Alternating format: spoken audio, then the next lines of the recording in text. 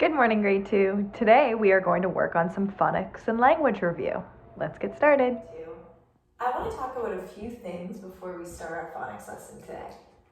We have been working at diagramming sentences. So let's go over some review.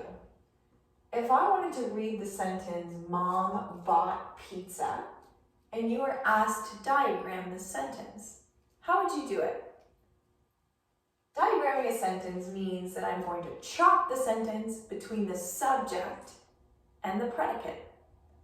Mom bought pizza. Who or what is the subject of that sentence? That's right, Mom. So after the subject, I want to chop my sentence. So chop. I'm going to underline the subject of the sentence. The subject of that sentence is Mom.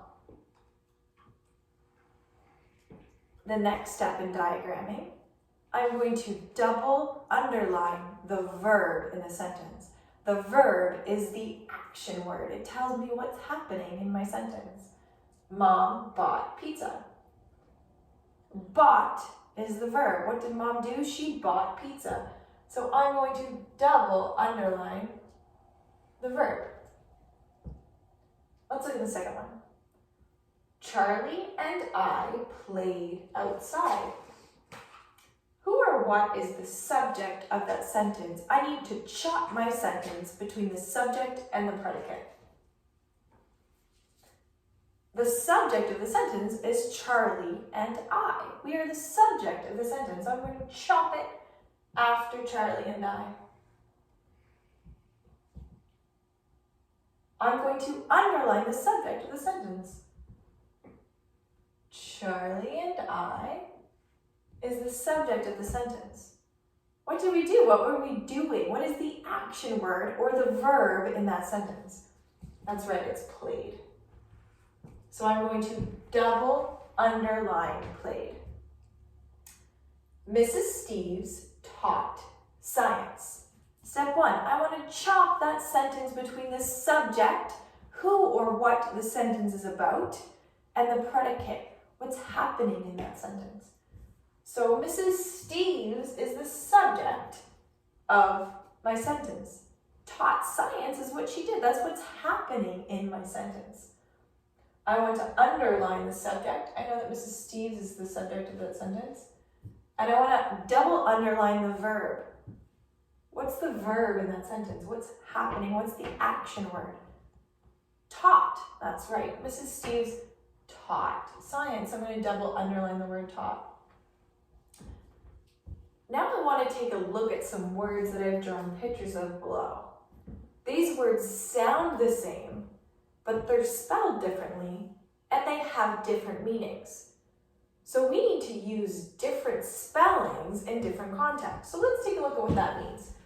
The first two words sound the same, blue and blue. The first way that we spell blue, B-L-U-E, we're talking about the color blue. B-L-E-W, we're talking about the wind, like the wind blew. So I have my little wind marks here. The second word is whole. We can spell whole, W-H-O-L-E, with the silent W at the beginning, or we can spell whole, H-O-L-E. They sound the same. There's two different spellings and two different meanings. When we say whole with a W, we're talking about a whole piece of cookie, right? When I'm using fractions in math, I'm talking about the whole shape. When I spell whole with an H, I'm talking about like if someone dug a hole in the ground. So I have my arrow pointing into my hole, like we're at the beach. We also have the word one. One can be spelled O-N-E, like the number one, and that's an easy one because we've seen the number one. It can also be spelled W-O-N. So I put a little medal, like you won first place. The word right is spelled two different ways and has two different meanings. So when I spell right, W-R-I-T-E, it's like I'm writing, so I have a little pencil there. When I spell right, R-I-G-H-T, I'm talking about your right hand. So that's an easy way to remember. Now in your phonics sheet, you're going to have to choose which one is the best word to finish the sentence. I hope you guys have a great day.